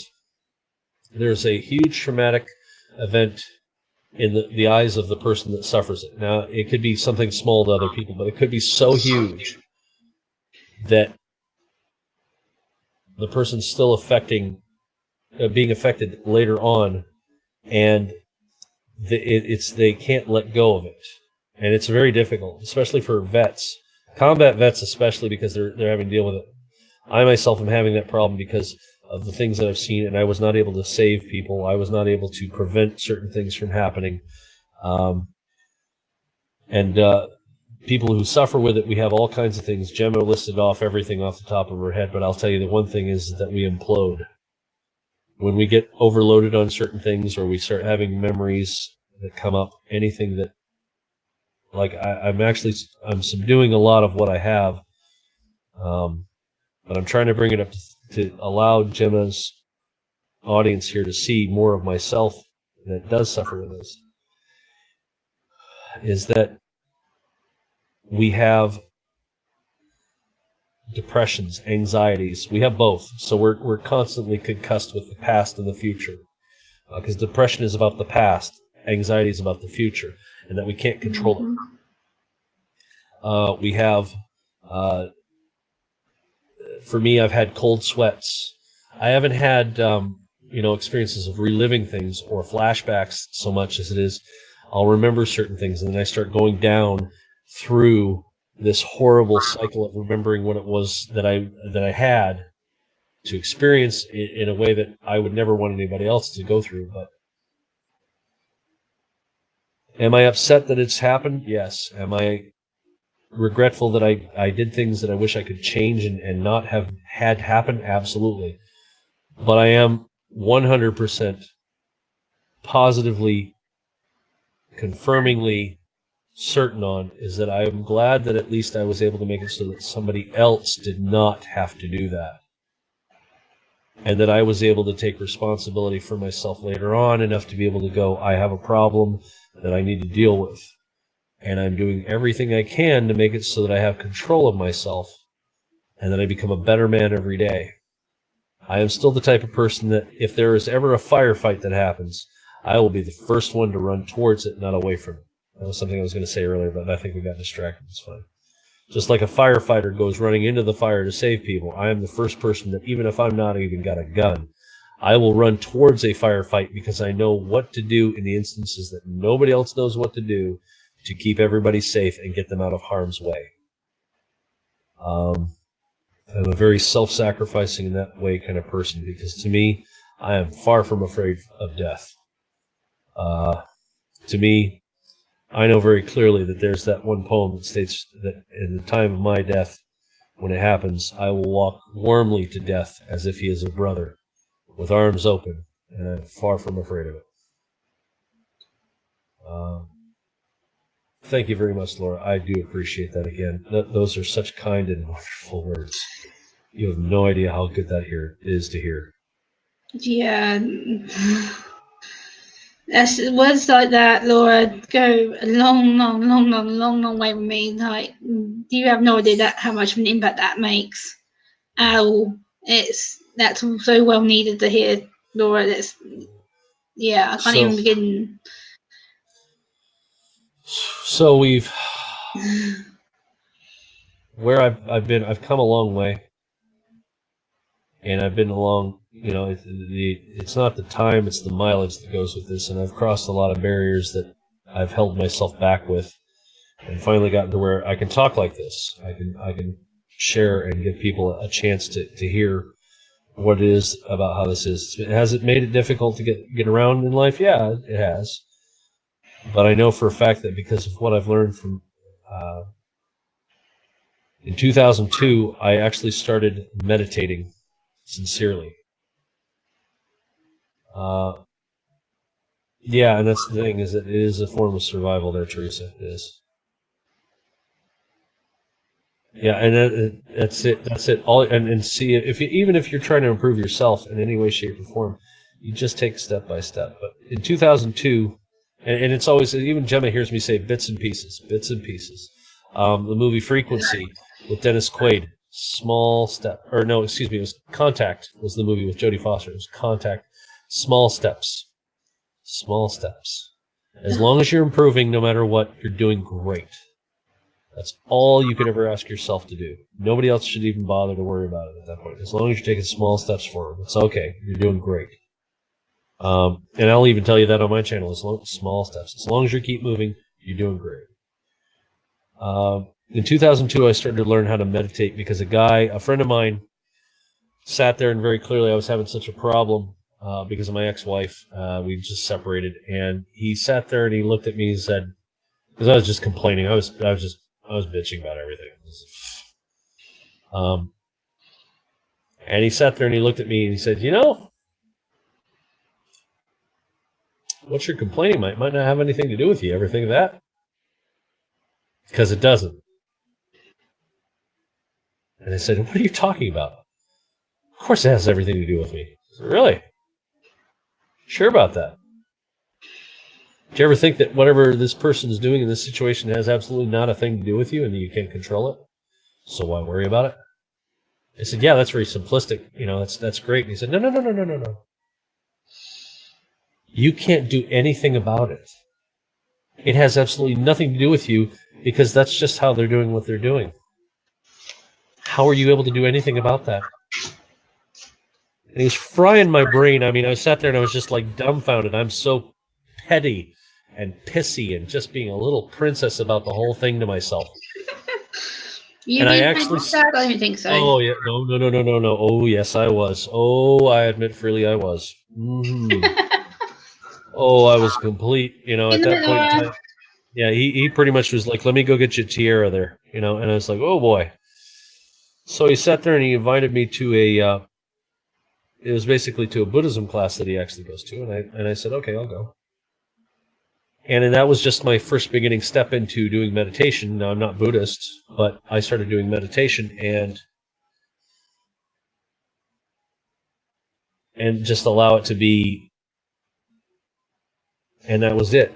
Was just allow it all to be. not worry about what the outcome was. And from this, I have learned about one serious addiction that we all have, and I'll be talking about that in my channel sometime here in the next couple days, because actually it's a video I want to do very sincerely, and that is that we have expectation about an outcome of what our life is supposed to be. So, This is what Teresa's just said. That's true. That is exactly true. Give me 1 second here, hon. I'm going to need to go to the bathroom here. I'm about ready to have my eyeballs float. I'll be right back. Okay, no worries. Yeah, so while Sean takes a bathroom break, I'll just kind of talk about my own situation right now. And like Sean's been talking about PTSD and some of the similarities with autism. PTSD and autism comes hand in hand because a lot of the autism symptoms that I have are very related to PTSD. I have heightened emotions, like Sean said. I struggle to control myself most of the time. I struggle to keep my emotions regulated, and that means that I often have outbursts which are quite violent and dark, depressive. I've been known to scare a few people because I've said some really, really, really disturbing stuff. Sean has been on the phone with me recently for 4 or 5 hours because I've cried and screamed and threatened to do stuff to myself. And it's because I blame myself for a lot of stuff that I've gone through. I blame myself because I wish I didn't have to be difficult. I wish I didn't have to put up with all the symptoms that I go through. Like, I have to battle so much every day just to function. Like, you guys don't know how much mental power this stream takes. Like, I've had to research this stream for over 6 hours. I had to meditate. I've had a massive meltdown this morning. Yesterday morning, because technically it's 25 to 1 Saturday morning for me right now. You guys don't realize the power it takes me to be here to do this. Like, I have to sit here and go over and over and over and over my head things that I can't get rid of because my body doesn't allow me to. Doing this stream has really opened my emotions up, and all the things that I go through that I'm scared about, because no one wants to hear about it. No one wants to see me struggle and go through the dark, depressing stuff. And you guys have said about wanting to see the real me. You are seeing the real me. This is real. Like, I'm crying, and people don't get that. Like, the anxiety as well. My anxiety is skyrocketing.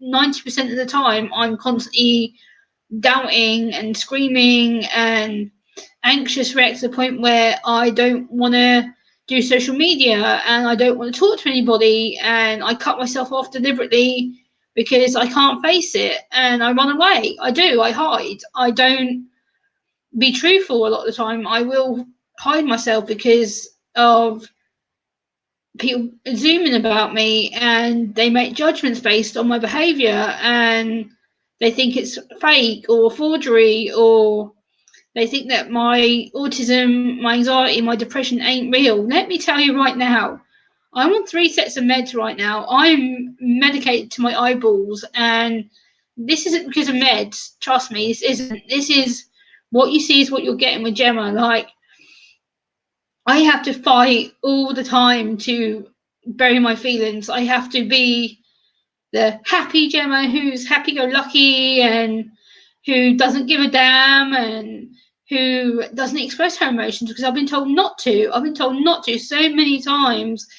The fact that I have to bury it because people go, "Oh, not now, Gemma, not now, Gemma. You know, it's not appropriate." Like, shh, don't tell anybody. And I'm sick of it. This is the real me. Whether you like it or not is a different issue entirely. Sure. And a lot of the I'm here. It's okay. It's okay. Easy, breathe. A lot of the PTSD symptoms of autism are very, very similar to what Sean goes through, but no way near my so severe as Sean. But I go through similar things to him on a daily freaking basis to the point where I've not wanted to be here. I've considered ending my own life several times, and it's difficult. I don't speak about it for the pure fact people get scared of it. Yeah. And that's the thing. That's another reason why a lot of guys in the beginning, we ended up either having guys who did take their life. or they would I end had up to get that getting into out. jail, drugs, alcohol. They lose their families, friends. And I I know suffered a Mark keeps divorce. in the real Yeah, me. yeah. And that's the thing, is that it is hard to deal with, especially since you're also suffering with the issue that family there doesn't want you to express any emotion. It seems like they just, I don't know if they want to walk around like cardboard cutouts or something like that. It is what it is.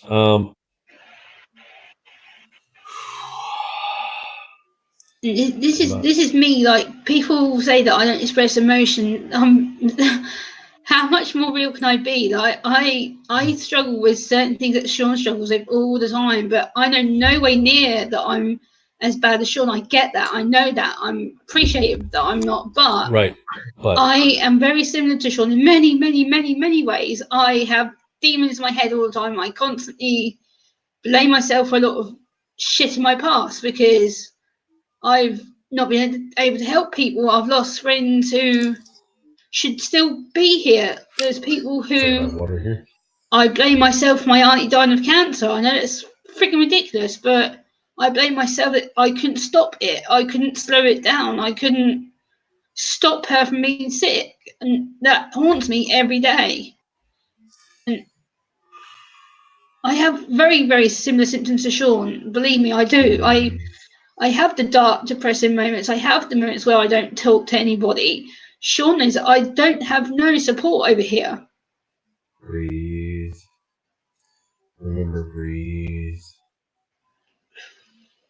Just the same thing we've always talked about. Just the same thing as I practice myself. Breathe. In a way, I guess this is the nice thing, is that with my voice, it is calming that I do have that, is that I can sit there and tell people it's going to be okay. I know it doesn't seem like it. It's going to be okay. Breathe. Nice and easy. There's nothing wrong. There's nothing bad. Nobody's hurting you. I don't know. Nobody's. Just I Yeah, need to I show know. to kind of show I what you know. go through, and Mhm. I like I said, I know I'm not as severe as you, and I know I'm not. I get that, but the thing I is, know. people need to understand PTSD, autism, depression. They have The, similar things.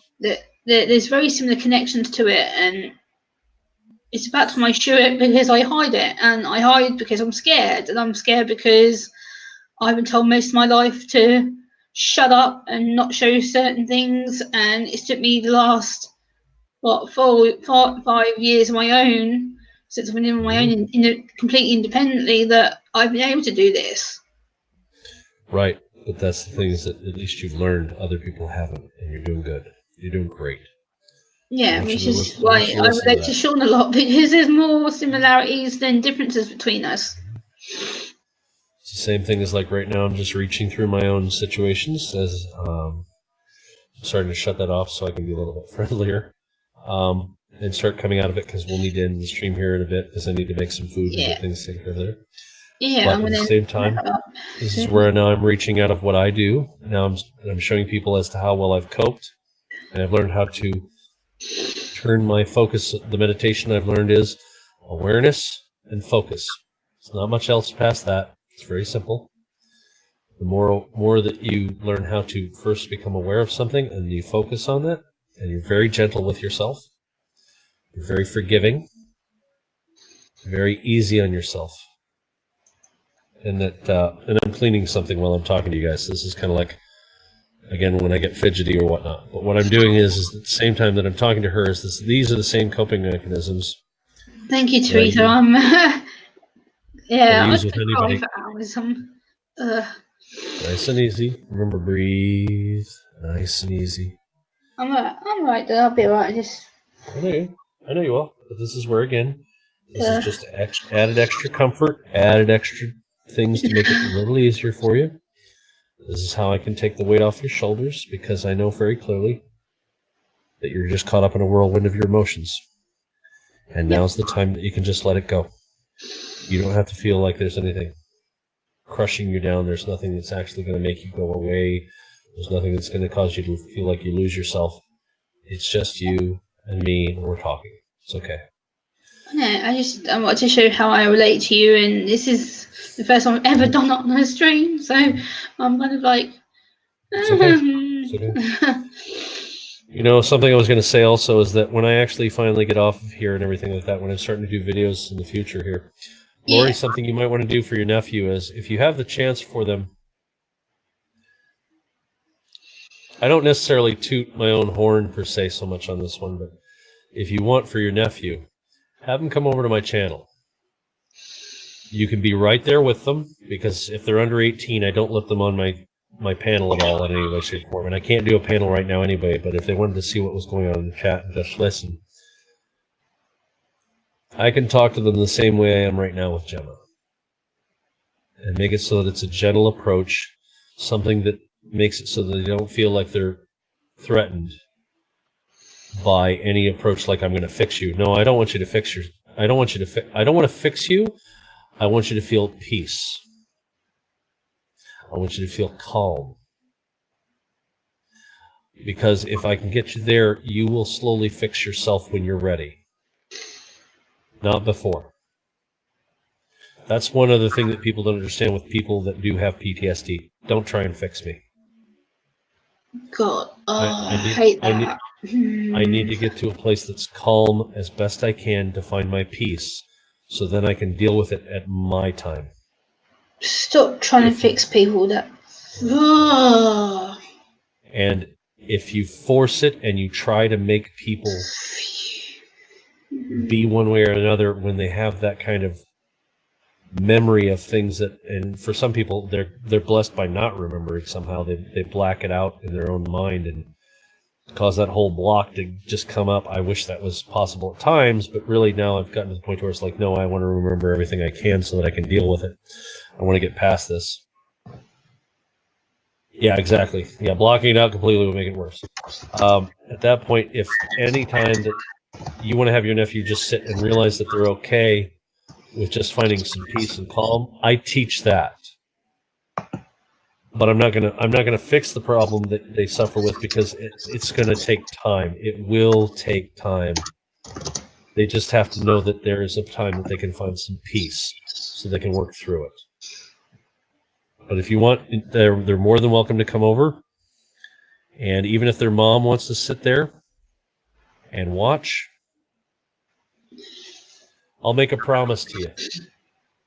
I will give it my 100% to try and give them a moment to be calm and that they can find a moment of peace. If they want to sit there. If they don't, I will not force them. That is only up to them if they'd like to. But I will do everything I can to help them get there, if they want to go that way. Moderators or Dad, if you check private chat, I just put a message in the private chat on StreamYard to you. No, I saw that. Channel it as soon as it's appears. So. Oh, okay. Here we go. Let's do this. And the answer is this, real simple. All you have to do, Lori, is just go right to me. I'll put my name up and you can go right to my channel. I'm just going to say a quick hello. This is me. And there you go. Just subscribe to my channel there. It is SEAN4HELP. And it's very, I'm very, very gentle. When it comes to this, it's just, if ever there was a time that if anybody was feeling stressed out or anything like that, all it is that, like right now, even though you've made the message to me, Gemma, just run with this for right now. It's okay. I've got this. Just let me handle it. Okay. I want everybody to understand if you're feeling stressed, like I actually allowed my barriers to go down so that I can actually share openly how I feel on a day-to-day basis. But how I cope with it is what I'm showing you now. And that is the moment is that these things that we're experiencing are just experiences. They don't have to be real. You don't have to believe every thought you have. You don't. Who said you have to believe every thought you have? Let's ask that question first in a very gentle way. Because nobody is going to make you think any one way or another. So what? I mean, I'm going to say, where is it that I come up with, like, I can be very funny and have a lot of comedy to this. I'll think of some silly stuff. I mean, it's not a problem. I mean, when I sat there and first was able to get Snap Camera to work out, you know, some of the first things I did were just silly things like this. It's just like, how is it that somebody who's got so much PTSD can come up with something so silly and look Hey, so serious Huntress. at the same time and be directly on point about talking about PTSD, but absolutely be comedic in the whole process. At the same time, if you don't like bears, maybe you like unicorns. And how is it that a guy, I mean, you know, how is it that we got this? Distract me. You got to imagine, I mean, honestly, where is it a guy could look this good with this eyeshadow? I mean, I know, come Dad. on, You're trying to distract seriously. me. It's not every day to have that, but it's I a very know. gentle approach, very calming, very peaceful. There's no judgments. You can just be who you want to be at that point in time to say that you need to find a way to find peace. Great. Settle down. Listen to my voice. Understand that you can breathe and just be. Because at that moment that you're actually watching the channel, whenever I do anything, there's not a bus coming to hit you. There's no meteorite falling out of the sky. And even if you want to sit there and talk about, you know, anything about what's going on in your life, is it happening at that moment? No? Okay, then just let go. Let go. And be here with me at that moment in time. And just breathe. Allow yourself to just be for a moment and just enjoy your own presence. You don't have to go anywhere. You don't have to do anything. You can just be with me at that moment. All these things that are going on around you aren't happening right now. Yeah, they are happening at some other time, but right now they're not. So we don't have to go through this and have you beat yourself up. Now, I allowed all my thoughts to come through, yeah, but that was only to show you what it is I deal with. What you're dealing with is an entirely different thing, and am I compassionate for you? Yes. But I want you to find peace. I want you to find some calm right now. And then with that, you can take one more piece away from that and throw it away. And that gives you a moment to breathe. It allows you to be you. And if you notice, even with what I'm talking, you might even be feeling a bit more peace coming over you because I exude that in time. I allow everything to kind of fall off. And just breathe. Linda, I know what you just said, and I don't agree with you. Don't tell people to calm down and focus because No, she's kind of agreeing to the point of what I'm talking about. It's actually the agreeing that you calm down and focus. But it's more about the awareness first. You have to first become more aware by actually focusing. Now, there's one of the videos I teach is how to show people how to use their hands to actually meditate. Oh, yes. Oh, yes. So, like, what I'll show you is this one. If anybody wants to try it, just put your hands together. It's not anything drastic. This is just a meditative practice. And instead of thinking about it, I want you to feel your hands. Just feel them. You don't have to think about them. And the more you pay attention to how they feel, you're going to notice that they expand, they're numb, they're heavy, and they're light all at the same time. And the more that you focus on this as you just become aware about how your hands feel, the longer you sit there with it, the more that feeling actually comes over you. And you relax and become peaceful in a natural way that you could have paid a couple $1,000s to go through a class to learn how to do this. And I just taught you how to do it in less than 5 minutes. And for free. Yes. I think that's worth all. It's the fruit that keeps bearing. It is a meal that never ends. You can always eat from that, and it always gives more back. So using that, you can use that methodology and just be, because even so, that helps me a lot. I'm a practice meditator of 17 years now. It's taken a lot of effort and a lot of failures to finally get to that point where I can make friends with myself and love myself. Even with all those issues of what I remember that I deal with on a daily basis, I slowly chisel at them bit by bit. And this, again, is my way of paying it forward, my way of actually atoning for all the things in my past that I don't like. I use these things to try and help find peace. Now, does that mean that at any point in time I'm not prepared to actually continue to go back and do what I used to do to protect people? Yeah, I can do that again. Even the Buddha was a prince and a warrior. I am far from the Buddha. I am far from Christ. I am far from many people. I am not Gandhi. I am not any of those things. But who I am and what I am is strong enough and special enough to know the difference between violence in protecting people and violence in anger and blind fury. Because in protecting someone, there is no anger. It's just trying to get people to stop. And there is, it's about your intentions. But also at the same time, having peace within myself makes it so that I could even possibly make it so that there is no violence. And that we come to an understanding. Mm-hmm. So if I could help Lori's nephew at any point in time find peace, even a little, yeah, I feel like I've done a great thing. And even if anybody else is out there suffering where they just need to find peace, if anybody was able to achieve anything even remotely slightly calming out of that, that's fun. That's good.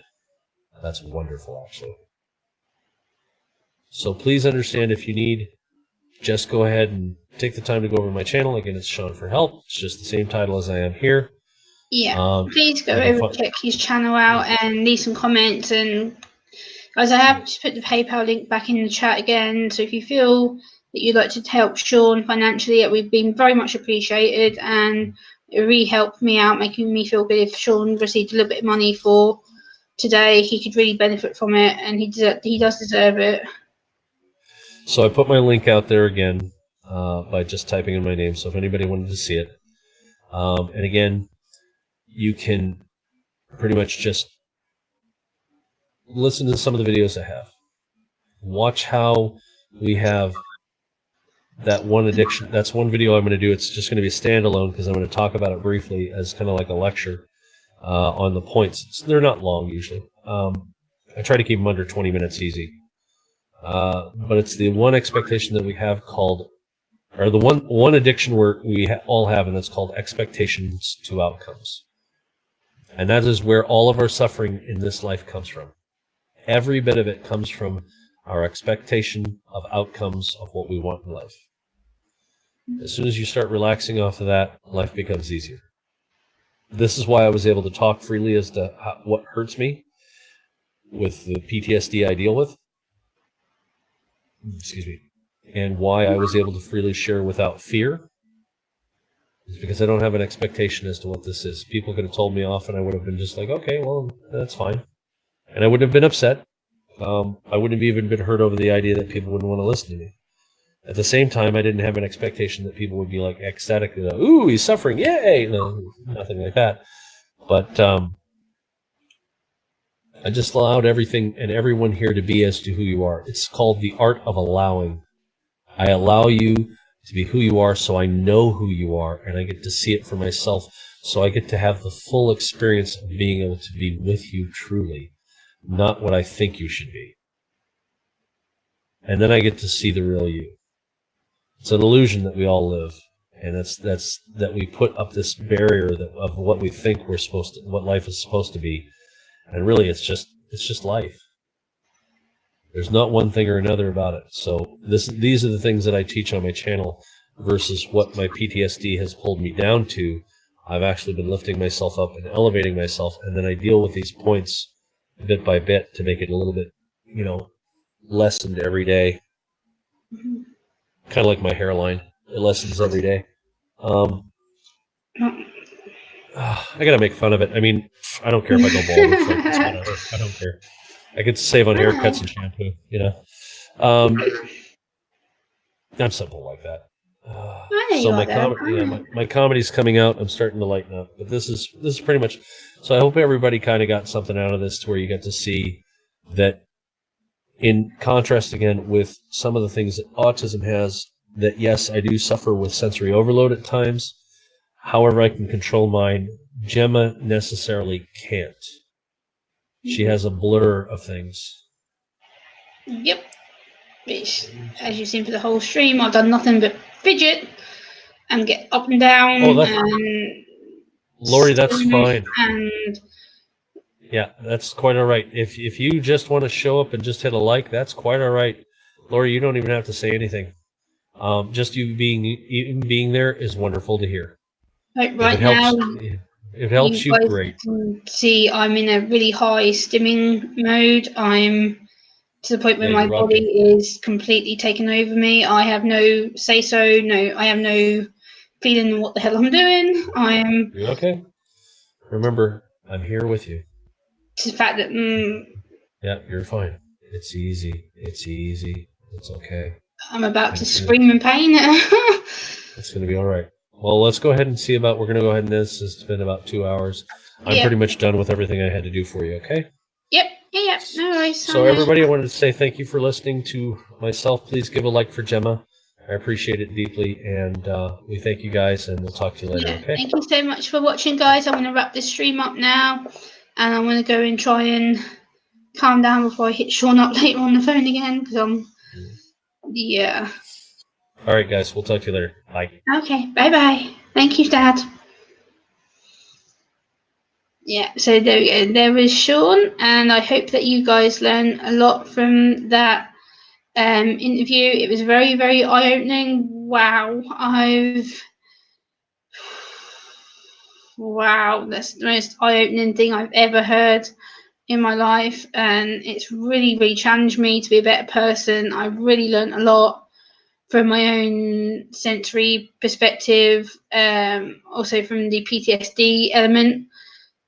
And also that, wow, I didn't realize that it affected that much of the. Thank you, Teresa. But I'm going to wrap this up, guys. It's been 2 hours just over. So thank you so much for watching. And if you would like to give me a like, and if you've enjoyed this, please let me know in the comments section once this video is uploaded. And please let me know about any other topics you'd like me to discuss with regards to autism and mental health issues. I have anxiety disorder as well. So feel free to hit me up on Twitter. Sharpshooter, if you can drop my link for Twitter, which I know you've been dropping all the time, and please drop the PayPals and also Sean's channel link again so people can see it. And I will see you all next time. Thank you so much for being here, and I do humbly appreciate you all being here. And yeah, thank you so much, guys. Take care. Bye.